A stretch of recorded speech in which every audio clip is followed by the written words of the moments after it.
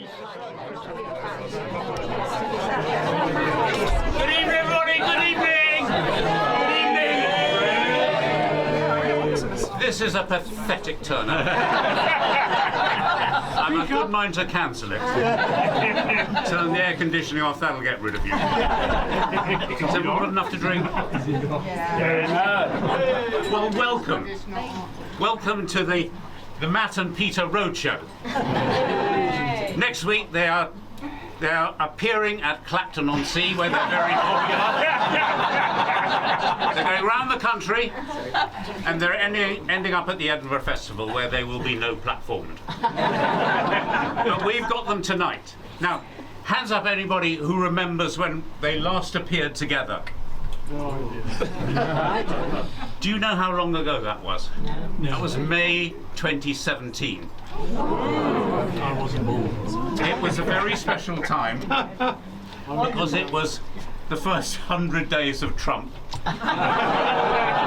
We were a year into Brexit and Boris was in his pomp. So the title for tonight, Beyond Parody, came out of that meeting because somebody said, right at the beginning of the meeting, they said, Peter, Matt, is it a really easy time for you? Because there's so much material. I mean, it's all so outrageous. It must be just easy every day. And they both said, almost simultaneously, both came to the same conclusion, said no. Actually, it is so outrageous, they are so egregious that they're beyond us. They're there already. There's nothing we can do to get as far as they've behaved already. So Beyond Parody, I've carried it forward nearly 10 years, and they're back. I don't know why I don't do it more often. I think because there's never a time when they're not both on holiday. True, very true. It's true. But it is a good time because I've never known them on greater form. So they are responding to what really now seems a golden age of hot politics. Oh, yes. Matt's sail-through percentage has gone up to 66%. You know that. Don't put the price up. And Peter is being just wonderful and is selling terrifically well. And I can't wait for the 2 days. I'm very sad about the 2 days. The 2 days a week that he does his cartoon. We're hoping to persuade him to come back 5 days a week. So after the glory of this evening, perhaps he will do so. Now, Beyond Parody. Can I ask you again, are you finding it very difficult, Matt, start? Or are you just having the time of your life? It seems like it. People used to say that August was the quiet month. You know, it's just, things don't seem to have quietened down at all. And I think I said to you earlier that, you know, in the last 10 years we've had 7 prime ministers. And I'm just sort of getting together my Christmas book, and I think, well, there may be another Prime Minister. You know, you can't say in the book, well, this is now our Prime Minister. And, you know, the editor once said about newspapers that, you know, change is not just continuous, but it seems to be speeding up. Yeah? And, I mean, you must have it with Trump, and I certainly do, that you just don't know what he's going to do overnight. You know, sort of with the time difference. Nor does he. You know, he may have bombed somewhere by tomorrow morning, or tariffs may be 100% or 0%, or so. I once did a joke about him putting the tariffs up in the UK, and I spent the evening phoning the news desk saying, can you change 67% to 75%? Can you change 75% to 85%? So every edition got a different caption. That's not a joke. It's crazy. Is the material all right for you? Are you anticipating an 8th Prime Minister? An 8th Prime Minister. I'm happy to see how bad this one's going to be. I mean, I have to say, there've been many occasions when we've had a Prime Minister who's so bad. What's her name? The 40. Liz Truss. Liz Truss. She's very good in bed, though. Very good in bed. How would you peeping Tom. But she was so bad, and you just wanted her to go as quickly as possible. But you didn't want her to go because I could see 4 or 5 years ahead. Wonderful, wonderful material. Yes, exactly. And the same was true of Boris Johnson as well. Exactly. One of the great characters to lay into, really. But Starmer. I mean, 2 years of Starmer was stultifying, absolutely awful. But now you've got, as I see it, only sort of a couple of months into his premiership. You've got Starmer with a smile, haven't you? because the policies are really not that different at the moment. We don't know. I mean, what I'm finding sort of difficult to get my head around is that we're being told forever this last week and the week before that there's a 10-year plan. I mean, God, 10 years. That means he's thinking he's going to be around for 10 years. Or does it? I don't know. I'm going to book you two in. Yeah. About 103 by then. But anyway, times may be good, but I don't know that they are particularly. There's so much about him. He's been around. People are saying, is it good to draw someone new like Burnham? But he was a cabinet minister for about 2 years. I've drawn him, quite a bit in the past. So eyelashes, you immediately know when someone's coming into office. The thing you're gonna pick up. When he takes his glasses off, your cartoon. I can't. Oh right, there's nothing there. Right. I absolutely agree. I think he's a mirage, and I think Matt got it right weeks ago when he has an MP bursting into a room and saying, "Oh no, this is the sweepstake to find out how quickly." I'm betting on it because I think it's a mirage. I don't believe it, but who cares what I think? It's important that they carry on doing it because people are actually enjoying Burnham much more than they're enjoying Starmer. You did get a bit fixated. We totaled 37 times you mentioned Starmer in the title. Oh, really? Yes, it's a real killer. There are 37 Starmers available for anybody. Tell me about the eyelashes. In the tradition of great political cartoonists, and perhaps we'll get some along one day.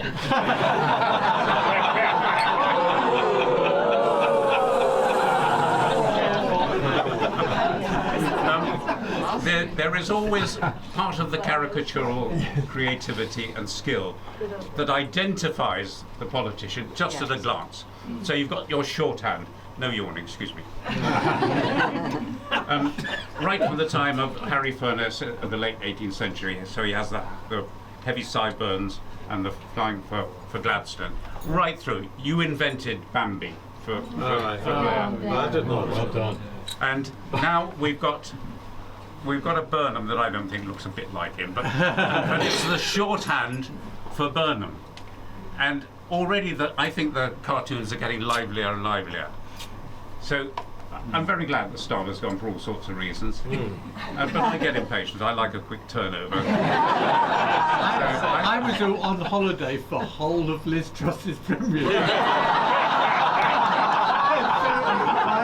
I forgot I didn't get to do it. Well, that's a relief. We thought she had kidnapped you. What are you anticipating? Because I know that you both, despite Matt's claims, are not just reactive. You're thinkers. You think ahead. Like, for instance, you brilliantly did the Wallace and Gromit coming back as the Chancellor. Oh yeah, opening the choice. If you said, and then there's tomato ketchup all over the place. So you anticipate. Are you taking on the theme of Starmer on Burnham on his way out? Are you going to go with that, or? I don't think he is on his way out. I mean, it would be a bit King's News at the moment, wouldn't it? Yeah, there's too much sort of. uncertainty about what he's actually going to do. I mean, he's uncertain too. Promoted. Pardon? He's uncertain too. Yes, exactly. Yeah, exactly. And so we don't know, and it's terribly difficult, I find, at the moment to be sort of perceptive, if you like, about him, because he's, well, as you were saying, he's not really perceptive about himself, and he doesn't help us to know what on earth he's on about, really. What is he on about? Do you know? Well, my favourite thing about him is he seems to be about very trivial things like bus fares. Perfect if you're making jokes. Exactly. And Christian pubs. You know, that is a great joke. Yeah. Speaking. Comes home. I met a loony on the bus today who told me how they were going to raise the taxes with a £1 reduction in the bus fare. I hope he keeps talking about things like bus fares and crisps in pubs and things. That's my idea of heaven. Yeah. But you can't see him abroad, really, can you? You can't see him standing with foreign dignitaries. I mean, even Starmer managed to look sort of reasonably passive. Well, he may have been passive, but he was actually, you know, well, he looks okay in that milieu, doesn't he? Or he did, to a degree. And Ukraine, he was okay about that. But I mean, it's just. It seemed like he was in a state of relief when he was abroad. It was like going on holiday. It wasn't a Prime Minister's question. No, exactly. But you can't see Burnham quite in that light now. Yes. I said to somebody earlier that I think what really obsesses Burnham when he's making an announcement is this a white polo shirt announcement or a black t-shirt suit and tie announcement? But as Daniel pointed out, if he's asked about two things in the same question, in the same interview, he has to change outfits. You've been great on trivial announcements recently. There's the all-time famous Matt, where we could have sold it 10 times over, of course, is the Queen doing the Usain Bolt. Remember? That was 10 times over. I think the announcement that there's going to be no stand-up drinking in Westminster. Matt's response was just the most perfect thing. It's been so popular. New pub rule: no standing.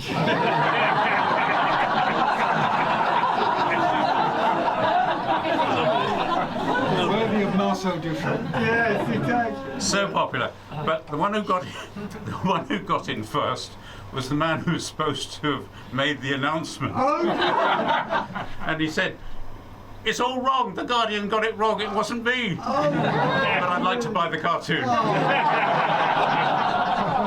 So we'll ignore it. The next most popular one. I'm showing you these because they're sold, and we have a policy of taking them off the board to make room for something else. And it's two guys in the pub, World Cup.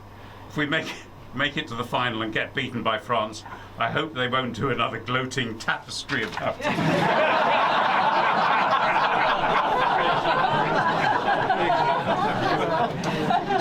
Matt, do you have a favourite? Is there ever one that you regretted selling? No, they changed because sort of, you know, I remember the pain I went through thinking of them, and funnily enough, the one you mentioned of the horse doing the Usain Bolt, that was a day when I just couldn't think of anything at all, and I was staring at my feet, and there was a copy of the Telegraph at my feet, and there was a picture of Usain Bolt doing the pose, and really about 5:30 or 6 I suddenly thought, yeah, of course I could have a horse. So I have an affection for that one because it really just you know, with one leap I was free. But no, I won't ask Peter if he's got a favourite, because we have this running thing that I have to contact him in the morning and say, 6 people want your cartoon, would you like to sell it? And he says no. He's got a fine collection of his own, and who can blame a cartoonist wanting to keep their cartoons? Me. You need to keep them to see what you've done before. You need to keep them, to have them around you, just to know, oh, I did it that way, all right, you know, he looked like that, or she looked like that. That was all. Angela, you're gathering these all up this evening, taking them home. Angela, he needs it for. Well, it's I won't go there. It's a sort of excuse, but do you think he should sell his cartoons, all of them, or keep them? All those in favour of sell everything? Is Peter allowed to keep anything? just buy the Read the room. It's rare that we have the two together, so I'm going to throw it open earlier than usual because I want to know what you think. Can I ask a question? On selling Mr. Brookes' cartoons, did he sell or does someone else buy my favourite of the whole of the last year, which was the King and the Goldfish Bowl and the Pen? Oh, that. Yeah, that was a long time ago, yeah. Yes. That was when he signed, I forgot, it was just after he became king. Yes, he signed. And the pen leaves. Yes. You know, I can't remember my own cartoons. I can't remember what happened in the None of actual- us can remember. I mean, we saw the cartoon, but I can't remember the... No, anyway, someone bought it, I think. Yes. No, actually, it was sold to someone connected to the Yes. ceremony. Somebody Yeah. quite close to the Goldfish. Yes. Matt's more open about his appointment to royalty because he's such a geek. Describe your pen cartoon and who it went to. So it was King Charles by then was furious with his pen, and there were lots of graphs in the paper about the way the funeral cortege would go. So I had a cartoon of the pen's final journey, going from Highgrove to the bin. And I think the king wanted it. There's a question over there.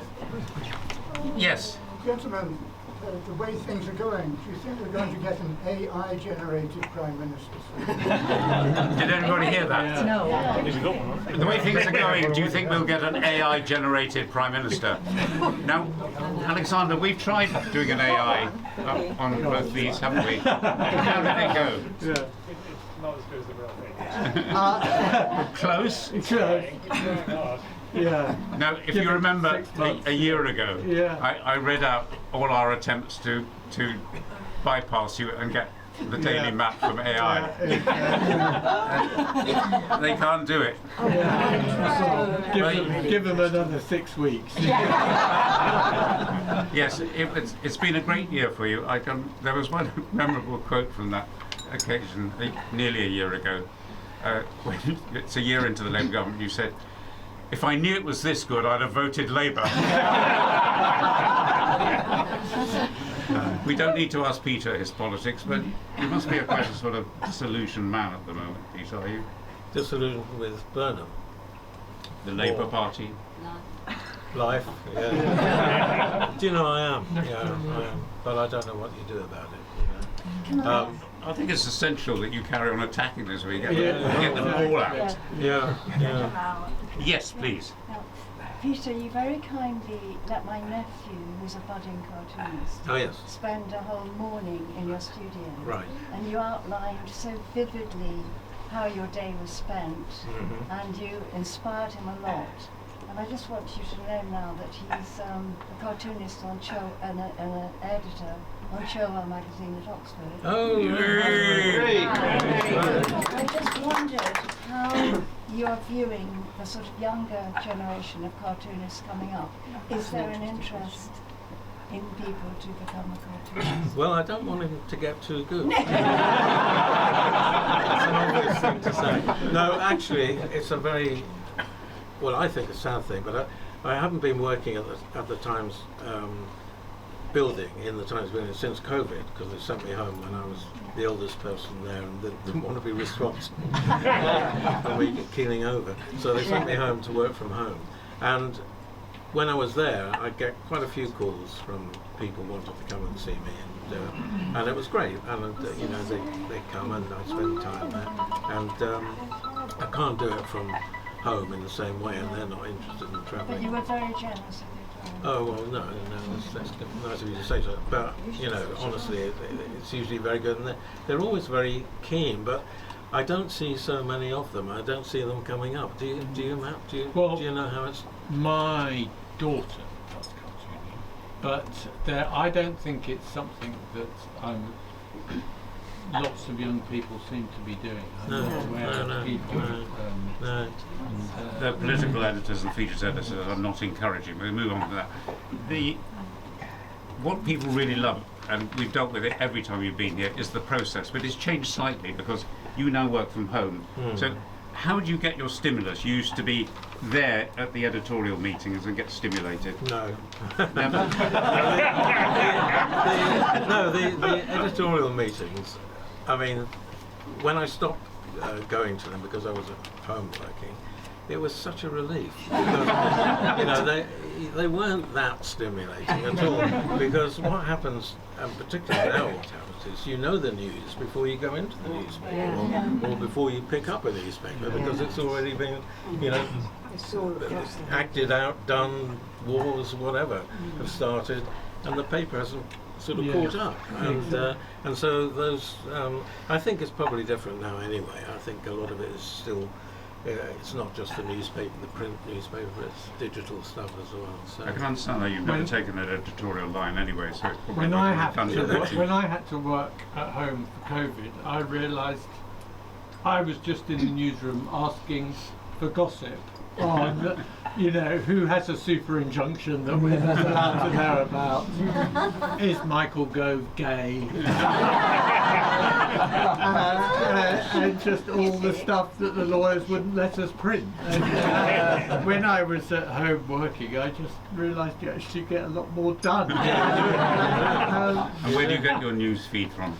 Well, you know, they put it out on the website straight away, or you listen. I mean, it's a sort of, there's a fine line that you mustn't be too recent and sort of pick up on a tiny story that's been in the news list or on the website for a tiny bit, because you know these days there are a lot of people who are seeing my cartoon who just seeing it on Instagram or Twitter, and they're seeing it from abroad, and they're seeing it. So, you know, there's lots of people who aren't quite as up to speed as you know they used to be when it was just Telegraph readers.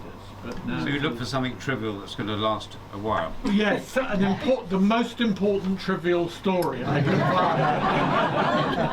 find. You were very good in the World Cup, and this is probably as good and brilliant a cartoon as. It's an idea from the World Cup, a mid-race hydration break at Ascot. The Ascot was 3 days. A question? Anybody? Yes. Do you ever get requests from the palace to buy your originals? Are you still going to Peter? Yes. Not as many as you do. They don't have to buy them.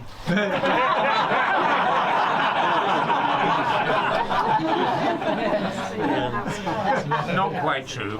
A member, several removes in the royal family circle, buys them and gives them to the Queen.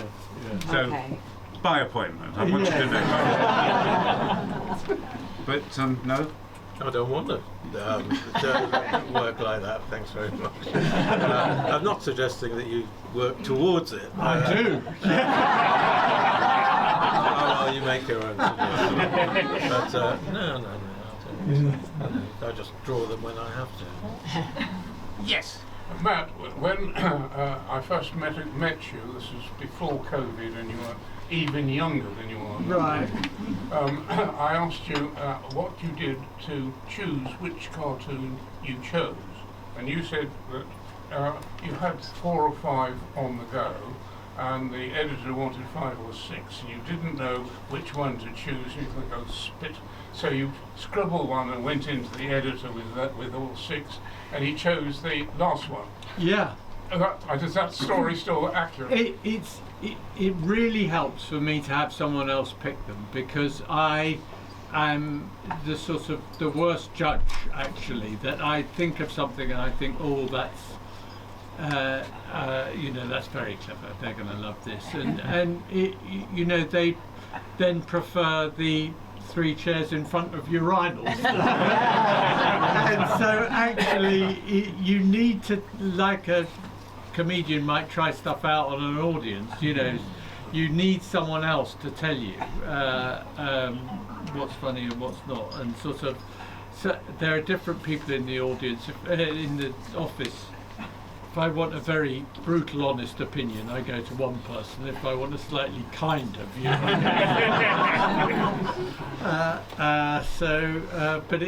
but that's the difficult thing about being at home, actually, that I email them in or WhatsApp them in, and I'm just get a message back number 2 or something, and you think, well, really, did you really like it? But sort of, you just have to get over yourself. Are you watching sport on TV at home? Because we're getting a lot more sporting cartoons. Oh, really? No. Which are very popular. I did when I was. You might get a lot more sort of jokes about squirrels and dogs and monkjack running across my lawn, but no. It's, good for dogs. We can sell dogs. Yeah. And sports. My favourite sporting one of the last year was a little lad in his cricket gear talking to his dad. It says, "I want to play cricket for England. Will you take me to a nightclub so I can practice fighting?"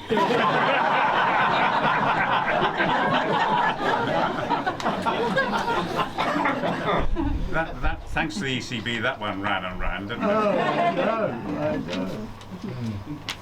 A question. Yeah, I've got one, Bruce. Yes, For Matt. both of you, actually. How long does it take to think of it, and how long does it take to draw it? I suspect that Peter's taken slightly longer than yours. So Matt is a big collector who obviously wants value for money. Well, I've come to the wrong place.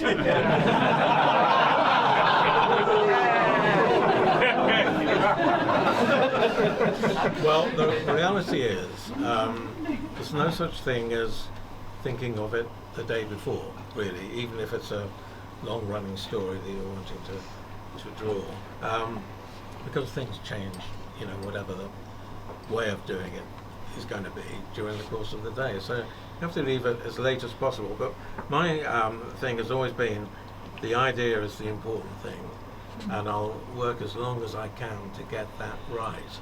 And whatever's left in the day, and I know now after 50 years of doing this that there's a certain amount of time I need to spend far too long painting and all the rest of it. Which actually, I've always had this thing, ever since I started really, that you can overdraw, not just in the back but on the paper. And I quite often think I do overdraw, because Matt doesn't. No, well, exactly. It was a different type of cartoon, and I'm often jealous of your ability to sort of.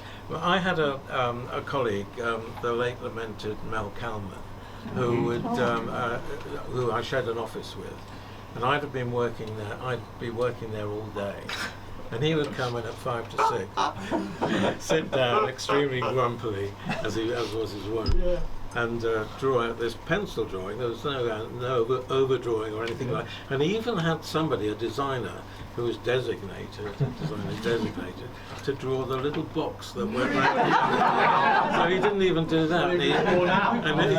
He'd pad along to the back bench and give the cartoon. He only ever did one, which I believe in, because I only have always, until the last year or so, when the present editor got very sniffy about the way we produce cartoons and getting into all sorts of hot water with them, and wanted to see 2 versions rather than just the one. And I spent 40 years just doing one, because unlike you, I sort of I've always had the feeling that, it's a terribly arrogant thing to say, but I know best what what I want to say, and it's because it's a different type of you're making people laugh, so to have a reaction is very, very important. Whereas I want to say what I want to say, and if someone else is trying to dictate to me, no, give me two, and I'll choose which one. In the end, that's what we all have to do now all the time, is give in the colour give in was a yours couple. as well, the colour, the painting of them. Yeah, well, that's what I do enjoy doing, when I'm been on holiday. Yeah, I think the care and craftsmanship has just gone up another level recently. I think you're really enjoying it. I've been away. Yeah. Can we have a question from the cheap seats back here? Matt, Peter, just following on from the idea of the extraordinary times we've lived through and whether that makes it easier or harder for you.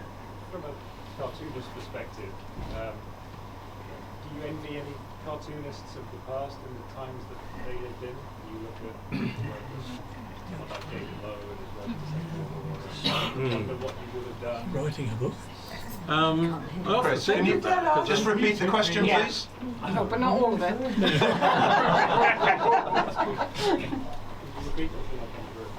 Do we envy any cartoonists from the past? I think Yeah, I was just asking you, considering the times that we've lived through, do you envy cartoonists of the past and the times that they lived through, and wonder what you would have done if you'd been working at the time of David Lowe and Hitler. Second World War and being able to caricature Hitler in church? Yes, I just, I'm very interested in previous work, past cartoonists, and particularly I'm interested in the likes of Gilroy, and I collect Hogarth. I've got a huge collection of Hogarth prints, and although he's not a cartoonist in the same sense as a newspaper cartoon, but it's all different, you see.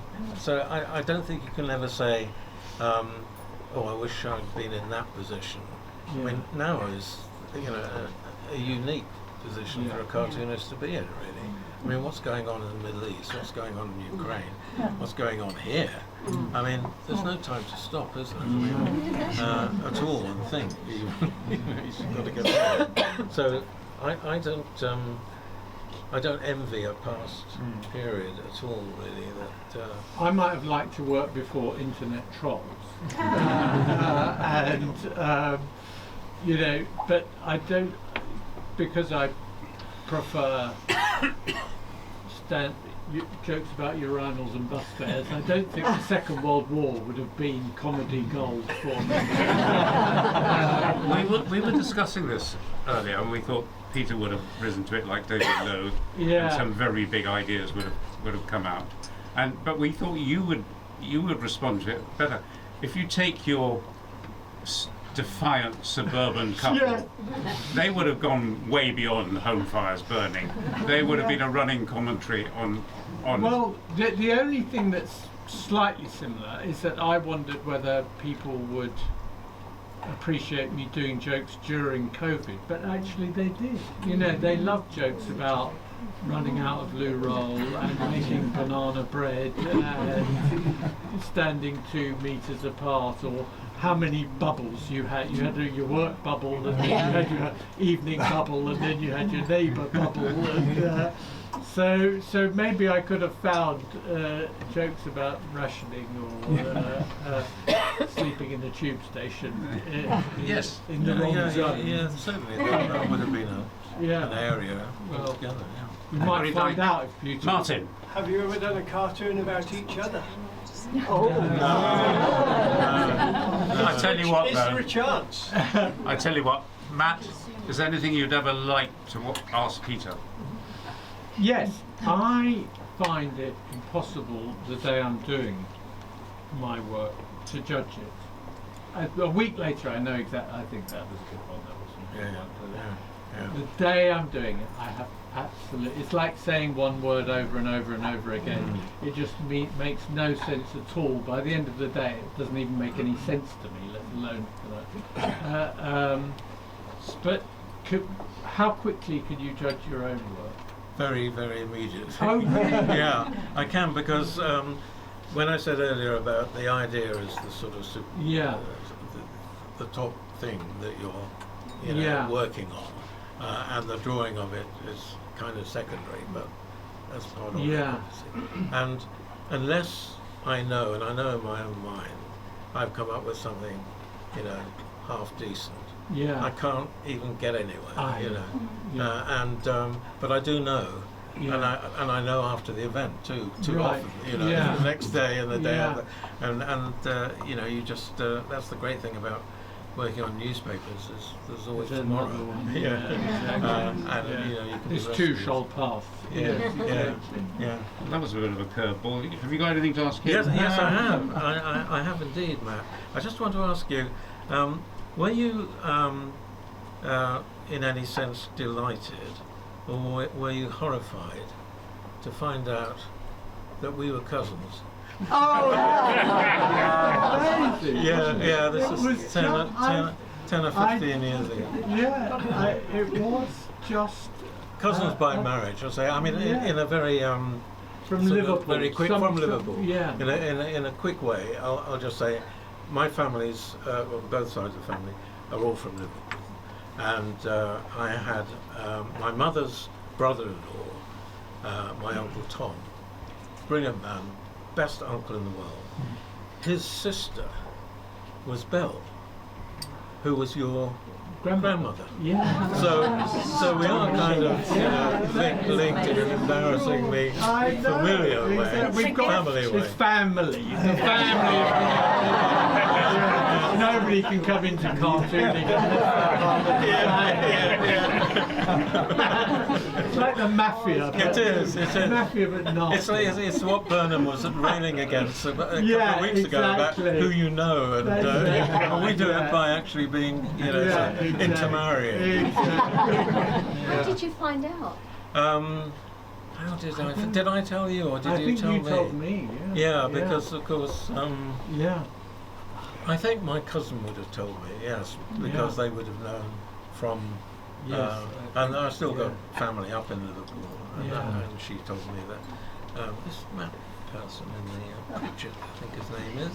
That's right. Well, Pritchett seems to be our family name. I mean, our side it was Hogg, and they were all dairy. They were all farmers and had dairies in the middle of it. It's one of those strange things this country can throw up, where you have a group of a family who own 4 dairies in the centre, smack bang in the middle of Liverpool. And we had... Why didn't it work? It's absolutely brilliant. And I can remember as a child in Liverpool, and he had about 20 cows, which he would then take out to the banks of the Mersey and put to grass and all the rest of it. But then they come back into the middle of the city. It was unbelievable. Very strange. But do you have any sort of links to Liverpool still, or is that? Well, my mother was born there, and she came down to London. But I don't think I have any family there. No. So anyway, that was a good thing to discover. Yeah. Well done, everybody. Thank you very much. I think you deserve a drink, and Peter and Matt deserve a huge round of applause.